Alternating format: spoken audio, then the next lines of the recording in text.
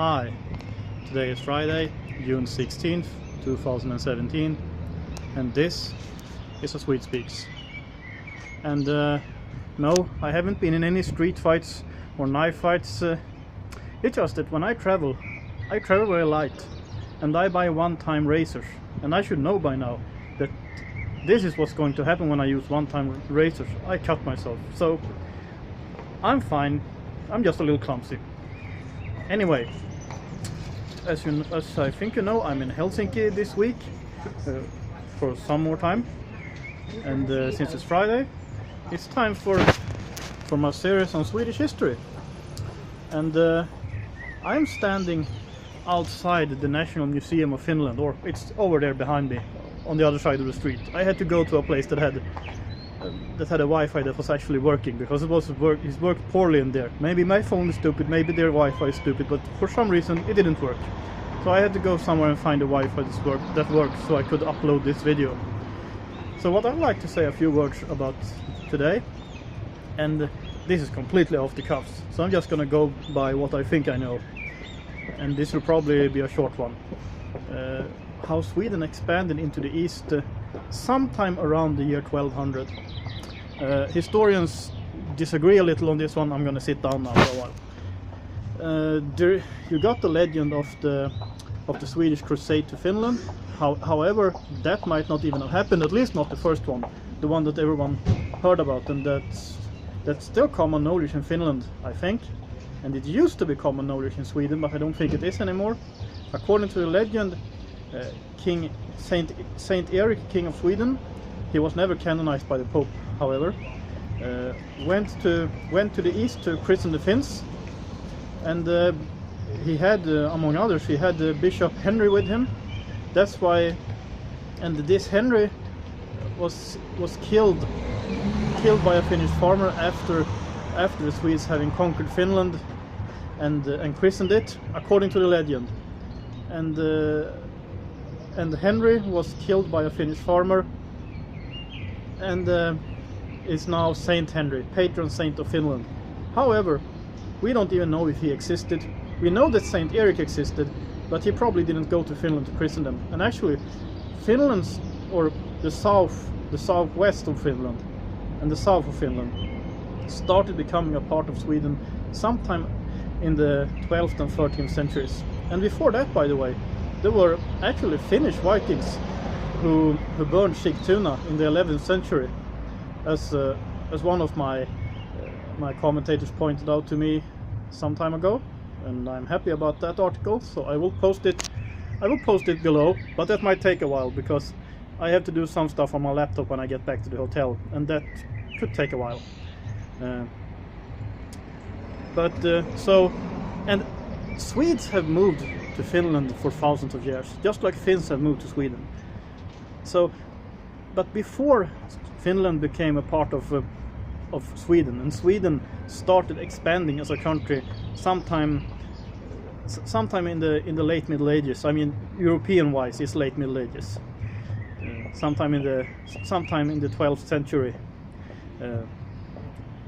And as I said, before Finland became a part of Sweden, those Swedes who moved to Finland before that would assimilate into the population, and that's why no one spoke Swedish in Finland until it became a part of Sweden. I mean, because they would assimilate in a generation or two.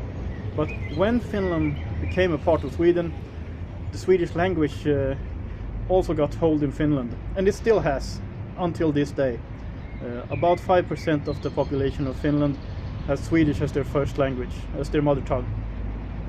That number has been decreasing for a few hundred years, but they are still here. And of course, there are a lot of Finns who are descended from Swedish-speaking Finns who shifted languages. But anyway,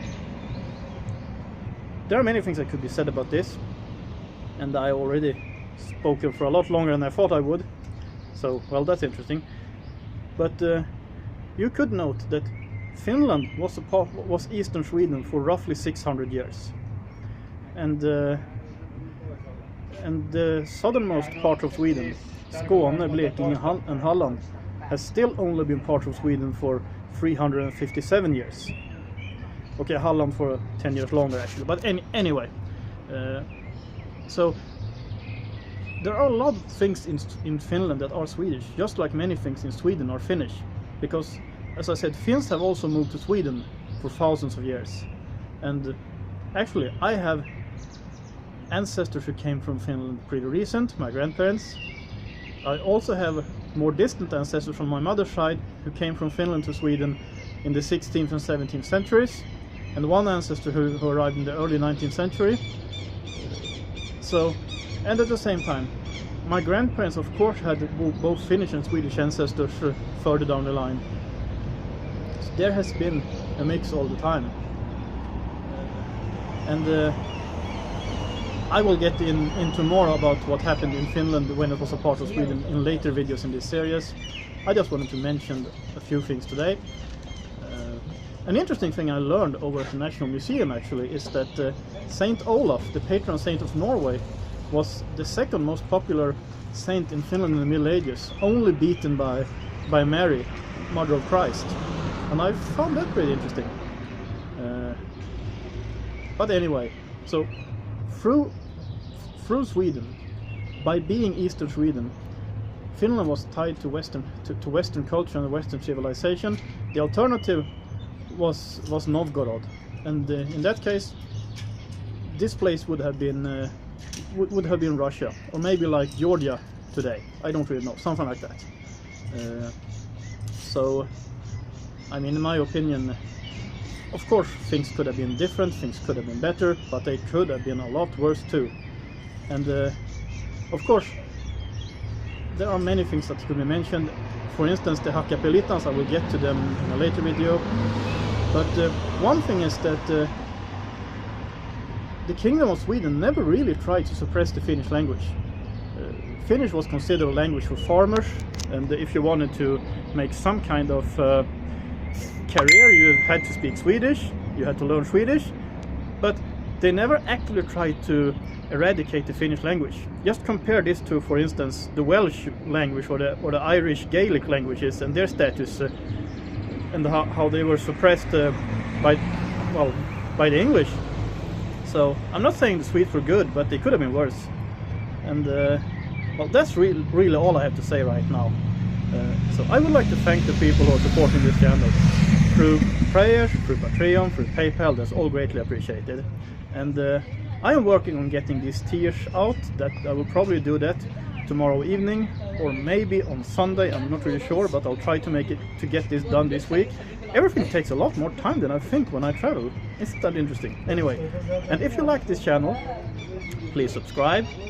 If you got something to say, if you agree, if you disagree, comment below. If you like this video, please like it. Please share my video on social media, on Facebook and Twitter and other social media that allows you to share. And of course, I would also like to encourage you to support this channel. And there are tiers, and I am working on getting the first ones out now, or well, not this way moment, but I work on getting them out.